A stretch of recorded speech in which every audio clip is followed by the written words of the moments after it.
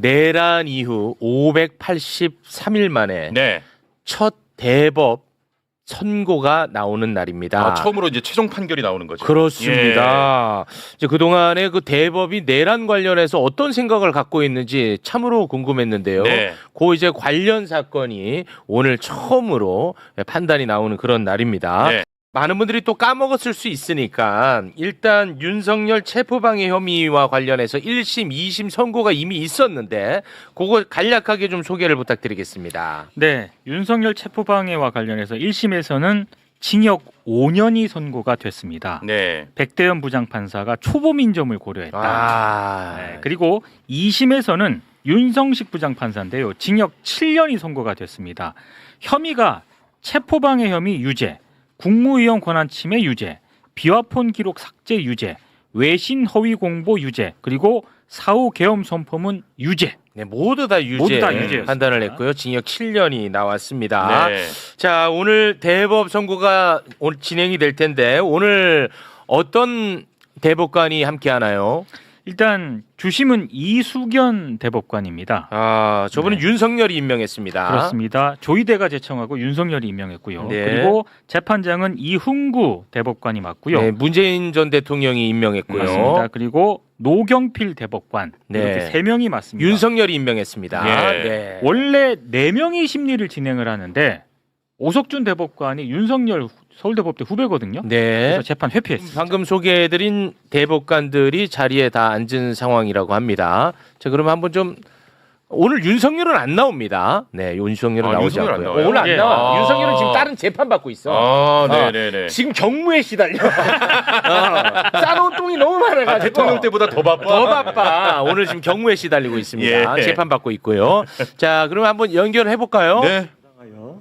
공수처가 이에 대한 수사권을 갖는지가 문제됩니다. 먼저 공수처의 수사 절차가 위법한지에 관하여 봅니다. 대통령의 불소추 특권을 정한 헌법 제84조는 대통령이 내란 또는 외환의 제2의 범죄, 즉 불소추 특권 대상 범죄를 범한 경우에는 재직 중 형사상 소추를 금지하고 있습니다. 다만 헌법 제84조의 문은 불소추 특권의 취지 및 본질 등을 고려하면 불소추 특권 대상 범죄에 대한 재직 중 형사상 소추가 금지되더라도 수사까지 전면적으로 금지된다고 볼 수는 없고 대통령의 직무 수행이나 국가 원수로서의 권위 확보에 지장을 초래하지 않는 범위 내의 수사는 가능하다고 보는 것이 타당합니다. 가령 대통령이 피의자인 사건을 접수하거나 관련 증거를 수집, 보존하는 등의 기본적인 수사상 조치는 재직 중에도 허용된다고 볼 수 있습니다. 한편 공수처는 고위직 공무원의 일정한 직무 범죄인 고위공직자 범죄와 관련 범죄에 대한 수사권을 가집니다. 공수처법 제2조 4호 라목은 관련 범죄 중 하나로 고위공직자 범죄 수사 과정에서 인지한 그 고위공직자 범죄와 직접 관련성이 있는 죄로서 해당 고위공직자가 범한 죄를 규정하고 있습니다. 여기서 수사 과정에서 인지한이란 고위공직자 범죄의 수사 개시 단계부터 종결에 이르기까지의 전 과정에서 구체적인 관련 범죄의 혐의를 알게 된 경우를 의미하는 것으로서 범죄 인지서를 작성하는 등 형식적인 사건 수리 절차를 거쳐야만 하는 것은 아닙니다. 또한 직접이라고 하면 중간 행위나 다른 원인의 매개 없이 연결되는 것을 말하고 관련성은 수사의 대상, 수사의 과정과 경위 등을 종합하여 구체적, 개별적 연관관계가 있는 경우를 말합니다. 이 사건에서 공수처는 피고인의 직권남용 및 내란 혐의 사실이 기재된 고발장을 수리함으로써 직권남용 권리행사 방해죄에 대한 수사를 개시하는 한편 내란 우두머리죄 혐의 또한 구체적으로 인식하여 이에 대한 수사도 개시하였습니다. 직권남용 권리행사 방해죄는 공수처법 제2조 3호 가목이 정한 고위공직자 범죄이므로 공수처는 이에 대한 수사권을 가집니다. 이 범죄가 불소추 특권 대상 범죄라고 하더라도 피고인을 피의자로 한 고발장을 수리하는 것이 대통령의 직무 수행이나 국가 원수로서의 권위 확보에 지장을 초래한다고 보기 어려우므로 공수처가 이에 대하여 수사를 개시한 것은 적법합니다. 한편 고위공직자 범죄를 공수처의 본래의 수사 대상으로 설정한 공수처법의 취지를 우회하여 관련 범죄 수사를 위해 형식상으로만 고위공직자 범죄에 대한 수사를 개시하였다는 등의 특별한 사정이 없는 한 이 사건과 같이 고위공직자 범죄에 대한 수사를 개시하면서 구체적인 관련 범죄의 혐의를 알게 된 경우도 공수처법 제2조 4호 라목의 수사 과정에서 인지한 때에 해당할 수 있습니다. 이 사건의 경우 공수처는 직권남용 권리행사 방해죄에 대해서 실질적으로 수사를 진행하였고 이에 대한 기소까지 이루어졌습니다. 이처럼 내란 우두머리죄 수사를 목적으로 형식상 직권남용 권리행사 방해죄 수사를 개시한 것에 불과하다고 보기 어렵기 때문에 수사 과정에서 인지한이라는 요건을 충족한다고 볼 수 있습니다. 나아가 피고인의 내란 우두머리죄는 직권남용 권리행사 방해죄와 배경이 되는 사실관계가 동일하고 증거도 상당 부분 중첩되므로 수사 과정에서 자연스럽게 드러날 수밖에 없고 중간 행위나 다른 원인의 매개 없이 서로 연결됩니다. 따라서 공수처법 제2조 4호 라목의 직접 관련성 또한 인정됩니다.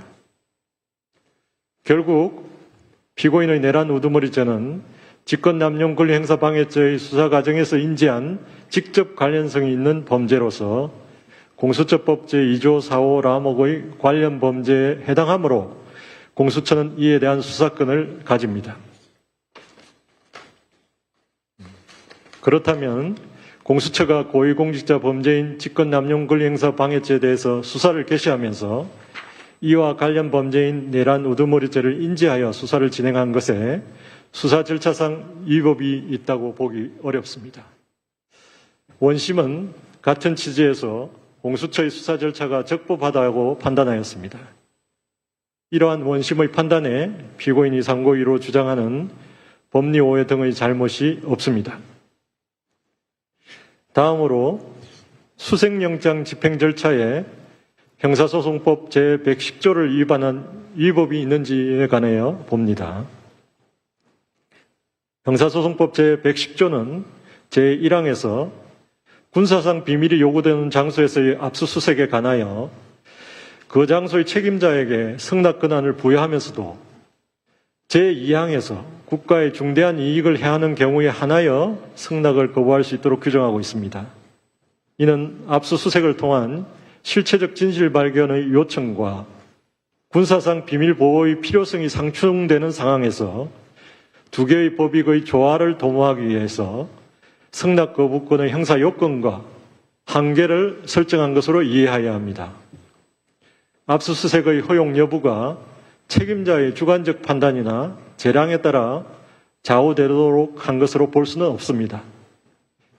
위와 같은 규정의 내용 및 체계와 취지에 비추어 보면 형사소송법 제110조 2항의 국가의 중대한 이익을 해하는 경우란 국가의 안전보장, 국방통일 외교상의 이익, 헌법적 기본질서의 유지, 그 밖에 이에 준하는 국가 기능에 중대한 위험을 초래할 우려가 있는 경우를 의미하고 단순한 군사상 편의 등에 따른 추상적인 비공개 필요성은 이에 해당하지 않는다고 보는 것이 타당합니다.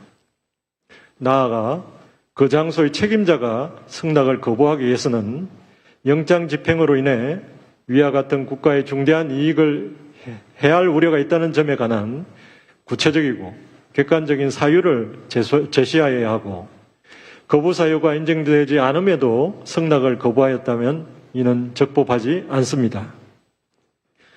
원심은 해당 장소의 책임자인 대통령 경호처장이 수색영장 집행에 대한 승낙을 거부하였더라도 그 거부 사유를 구체적으로 제시하지 않았고 또한 국가의 중대한 이익을 해할 우려가 있었다고 인정되지 않으므로 승낙 거부는 부적법하고 따라서 수색영장의 집행 절차가 적법하다고 판단하였습니다.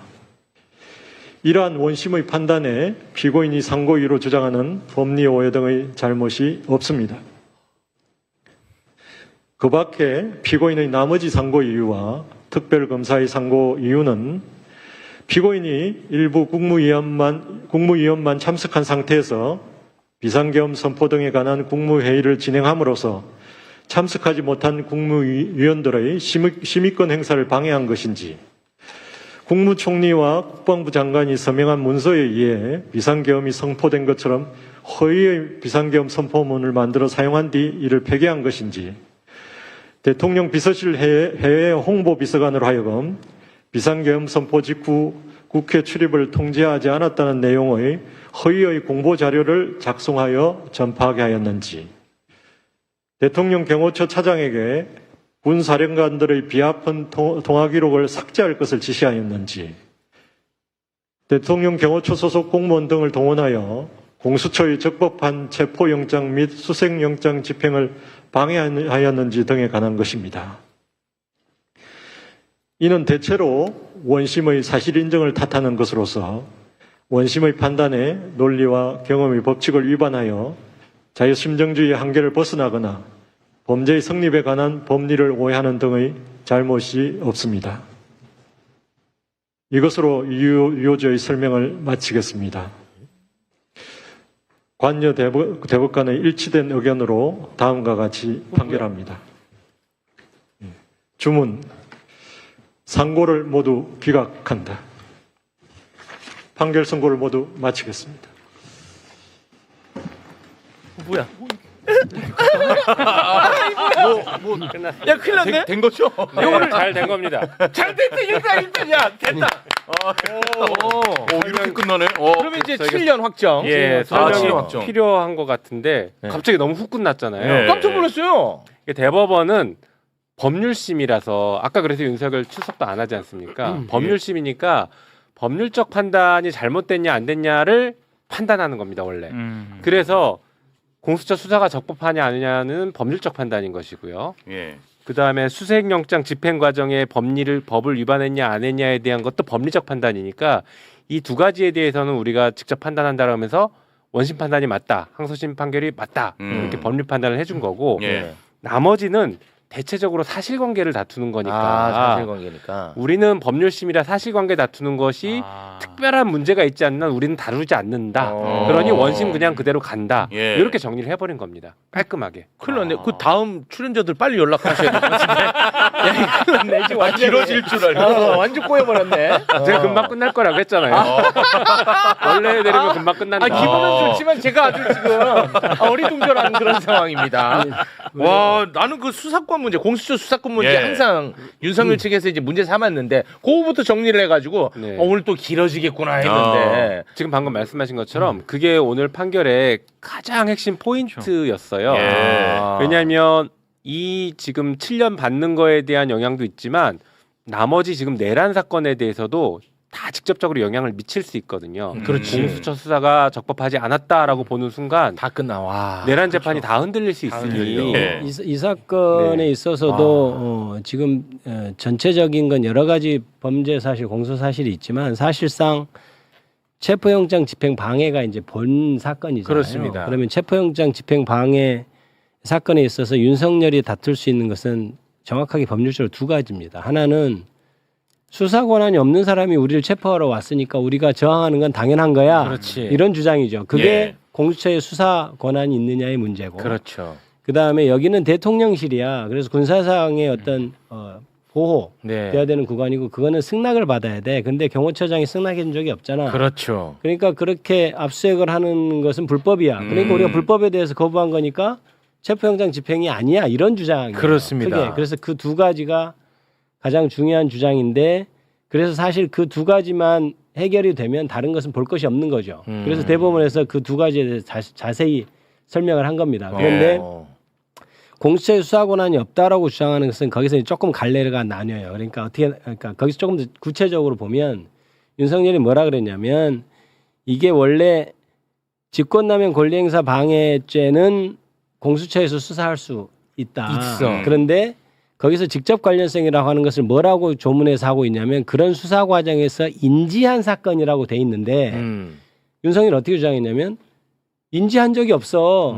공수처에서 인지한 적이 없고 고발장 받아서 했는데 인지라는 것은 인지 보고서가 붙어서 즉 고발이 그러니까 수사를 하려면 고발도 있어야 되고 고소도 있어야 되고 그게 수사의 단서라고 표현합니다. 형사소송법상 용어는 수사의 단서인데 고소 고발인데 또 하나가 뭐냐면 수사기관이 자체적으로 죄가 있네라고 알게 되는 것. 그게 이제 어려운 말로 인지라고 하는 거예요. 내가 아는 거예요. 수사기관이. 그러니까 고소 고발은 됐어도 인지는 안 되지 않았나. 왜냐하면 인지라는 것 자체는 고소는 고소장, 고발은 고발장인데 인지는 인지 보고서라는 게 수사 기록이 붙어야 되는데 이건 인지가 아니고 고소 고발이 된 거니까 직권남용 권리행사 방해하면서 인지한 사건이 아니잖아 이렇게 주장을 했단 말이에요. 네. 그러니까 여기서 판결을 어떻게 했냐면 그 인지라고 하는 것은 인지 보고서 이런 거하고 관계 없는 거야. 수사를 하면서 직권남용 수사를 하면서 고소든 고발이든 어찌 됐든 수사기관이 알게 되면 다 인지인 거야. 이걸 지금 얘기하고 있는 거예요. 네. 첫 번째 그 공수처 수사권한이 있다고 하면서 인지에 대해서 굉장히 자세하게 얘기하잖아요. 네. 그 부분을 지금 설명을 하고 있는 아니, 겁니다. 그래서 예. 이런 이제 논란이 없게끔 앞으로는 공수처에도 내란에 대한 수사권을 줘야 되는 거 아니에요? 저도 그건 동의하고요. 동의하시죠? 그래서 그 부분을 명백하게 좀 넣는 것이 좀 어떤가. 어떻습니까, 제 의견? 당연히 그런 공수처법 발의가 돼 있고, 네. 아, 돼 있어요? 네 발의가 돼 아, 있습니다. 돼 이제 있어요. 처리해야죠. 근데 공수처의 역할에 대해서 지금 사실은 재논의가 되고 있는 상태예요. 그래서 공수처를 법조 비리만 전담하는 전담 기구로 갈 것이냐, 아니면 지금처럼 고위공직자의 주요 범죄들로 여전히 하면서 내란죄까지 포함해서 할 것이냐, 네. 이 역할론에 대한 지금 뭐랄까 논의는 있습니다.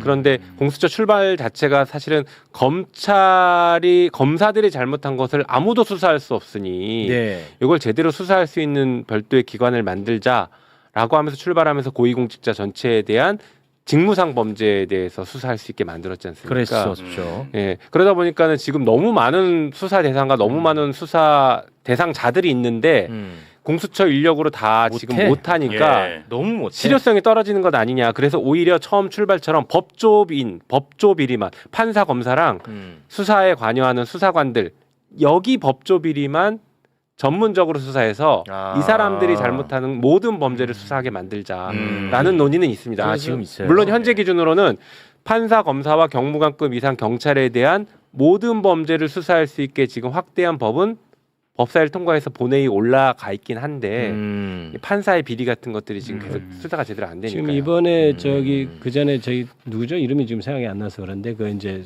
근무 시간에 술 먹고 그 사람이 얼마 전에 이제 자진해서 지금 사직서를 냈거든요. 제주지방법원의 판사입니다. 오창훈인가 뭐 이런 그 사람이 했는데 이제 지금 징계되는 상황에서 어떻게 사직서를 수리했느냐 이 부분이 약간 논점이 돼서 어제 법사위에서 질의가 가고 그랬는데 그게 이제 공수처의 수사 범위인지가 약간 애매한 부분이 좀 있는 것 같아요. 따져볼 문제인데. 그런데 지금 현재 우리 김용민 의원께서 잘 얘기해 주셨지만 저도 법사위에서 그런 얘기를 했어요. 이게 너무 지금 수사 범위를 버려놔가지고 사실 공수처가 아무 일도 못한다. 그러니까 검사, 판사 이런 사람의 수사기관, 그러니까 권력 작용으로서 수사를 하는 사람들에 대해서는 그 개인에 대해서는 무제한으로 그 주변에 있는 사건 모두 다 할 수 있게 하고 네. 다른 사건 아예 떼내야. 그러니까 이제 이런 시스템이죠. 수사는 각자 알아서 하게 하는 거예요.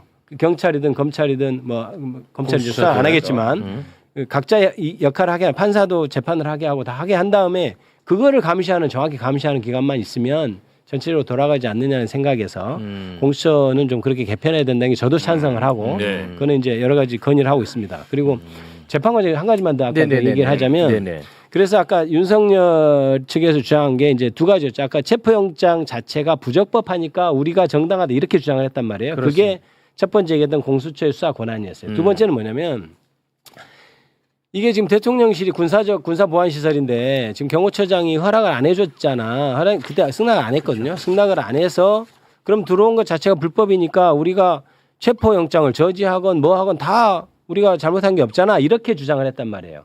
그 부분에 있어서 지금 두 번째 설명을 굉장히 자세히 했거든요. 그래서 형사소송법 110조가 뭐냐 대법관이 말하는 게 그거예요. 군사상 비밀 보호가 유지되는 지역에 있어서 압수수색을 하려면 승낙을 받아야 된다 이렇게 1항에 규정돼 있다. 근데 2항이 어떻게 돼 있느냐? 그게 2항에는 무조건 승낙을 거부하면 안 되고 그 요건이 있다. 그래서 국가에 중대한 이익을 해하는 경우에만 승낙을 거부할 수 있도록 돼 있는데 국가의 중대한 이익이란 게 뭐냐? 예를 들어서 뭐 그 국가안전보장이나 국방통일이라든지 이런 거 다 쫙 열거하면서 근데 이 건은 그게 아니잖아. 그러니까 그렇지. 네 마음대로 승낙을 거부하면 안 돼. 그렇지. 그러니까 승낙을 거부했다 하더라도 형사소송법 110조 2항에 한 승낙 그거가 아니니까 승낙 그게 없어도 상관없어. 네. 그러니까 수색하러 들어간 건 정당한 법 집행 행위야. 네, 중요한 그러니- 판결이라고 봅니다. 그러니까 그다음에 체포영 정지하면 그건 다 죄가 돼. 이런 논리로 지금 얘기를 하고 네. 있는 거예요. 그래서 사실은 이 재판에서 중요한 거 그 딱 두 가지 있잖아요. 가장 계속 첨예하게 다툰 거예요. 그 두 가지가 윤석열 입장에서 받아들여지면 나머지 것들이 다 무죄가 될 수 있기 때문에 그렇죠. 가장 첨예하게 다툰 거에 대해서 대법관 깔끔하게 대법원에서 정리를 깔끔하게 했습니다. 정리를 예. 한 굉장히 판결에 이렇게 정리할 수 의미 있는 있겠습니다. 판결이었습니다. 네. 이게 지금 뭐 판결이 너무 짧아서 갑자기 다들 뭐 어떻게 된 거야 이러실 수 저도 있는데 좀 길게 얘기했습니다. 아니 기분은 좋아요. 예. 아니, 너무 뭐 그렇게 느릴 필요 없어요. 근데 우리가 참 이게 윤석열 같은 찌질한 법기술자를 만나니까 우리가 이게 공수처의 관련 사건을 어떻게까지 해석해야 되느냐를 맞아. 지금 왜 공부하고 있는지 모르겠는데 압수수색할 때 국가 군사당 뭐 비밀을 뭐 지켜야 되냐 말아야 되냐 승낙 받아야 되냐 이 얘기를 갑자기 공부하고 있는데 이게 좀 황당하죠. 네. 근데 지금 어쨌든 이제 여기에 대한 평가를 기준으로 말씀드리면 당장 떠오르는 사람이 하나 있죠. 지기현. 아, 지기현이. 윤석열 구속 취소할 때 구속 취소. 그게 핵심이었어. 예, 어. 그때 지기현이 내건 논리는 뭐 수사권. 나를 시간으로 바꾼 것도 있지만 네. 바로 이 방금 말씀하신 수사권과 관련해서 의문 제기를 해놨어요. 다툼의 여지 있으니까 위에서 예. 한번 따져봐라. 그렇죠. 그런데 오늘 대법원에서 수사권 있다. 그렇지. 라고 명확하게 답을 준 거예요. 그럼 이제 그러니까 지기현은 이제 뭐 어디 혼내야지. 그렇죠. 지기현이 그 판결을 매우 이상하게 했다라는 것과 아, 이 예리한 지적입니다. 항소 즉시 항고를 포기한 심우정. 심우정이 둘 다 매우 나쁜 놈이다라는 게 이 대법원 판결로 그렇지. 인정이 된 겁니다. 맞습니다. 잊으면 안 됩니다. 네, 그 잊으면 안 돼. 중요한 아주 잊으면 안 적절한 지적입니다. 맞습니다. 네. 아, 핵심입니다. 네. 지기현이가 지금 잘 먹고 잘 살고 있단 말이야. 맞죠. 그건 틀렸다는 것을 자신들의 형님들이 이번에 정확하게 형님들이. 판단내는 거야. 형님들이 맞잖아요. 여성도 예. 있습니다 대법관 중에. 예. 여성도 있다고? 형님. 죄송합니다. 네. 누님 형님들. 네네네. 그러면 쓰리백이라고 얘기하겠습니다. 쓰리백이 완벽하게 막아냈단 말이야. 쓰리백, 쓰리백 맞잖아. 그러면 지기현이는 최소한 무슨 뭐 자숙을 한다든가 예. 사과를 한다든가 징계를 한다든가 뭐 해야 돼. 아 지경 근데 그런 게 너무 안 들린다. 그렇습니다. 얘기가. 네. 그럼 제가 하나만 마지막으로 요것과 관련해서 여쭤보면서 마무리 짓겠습니다. 그러면 이제 윤석열이는 미결수에서 이제 완전 기결수가 된 거죠? 확정 나는 겁니까? 그렇죠. 이 7년은. 그러면은 서울구치소에서 이제 다른 데로 끌려가야 되는 거 아니에요? 이동해야 되는 거 이사 안 아닙니다. 합니까? 여전히 그 다른 다른 사건을 하고 사건이- 있기 때문에 미결이라. 예. 네. 그럼 제일 많은 사람은 유리하네.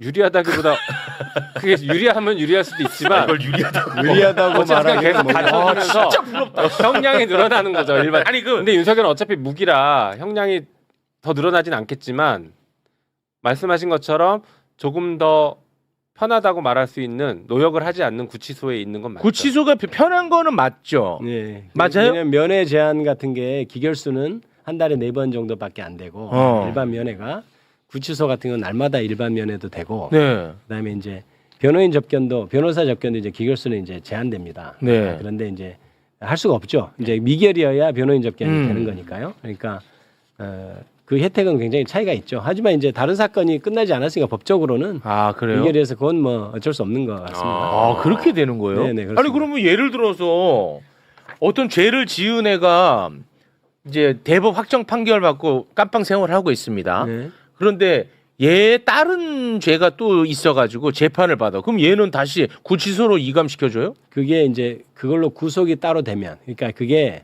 그냥 이게 불구속 상태잖아요. 그러니까 해당 이제 사건은 해당 불구속인 사건은 거지. 불구속 영장이 상태잖아요. 없으면. 근데 지금 이거는 계속해서 구속영장이 계속 발부된 상태로 지금 현재 미결 상태인 윤석열은 그걸로 구속영장이 발부돼 있으니까 그게 이제 미결인 거죠. 아 그런 거예요. 네. 근데 추가 뜨면 아, 구속되는 사람들이요 추가 뜨는 걸 제일 무서워하고 제일 싫어해요 사실은. 아 그랬습니까? 네, 왜냐하면 형량이 자꾸 늘어나니까. 그러니까 이제 끝이 보였다가 갑자기 끝이 안 보이고 다시 늘어나니까. 그래요? 그래서 검사들이 괴롭힐 때 그 분리 기소를 합니다.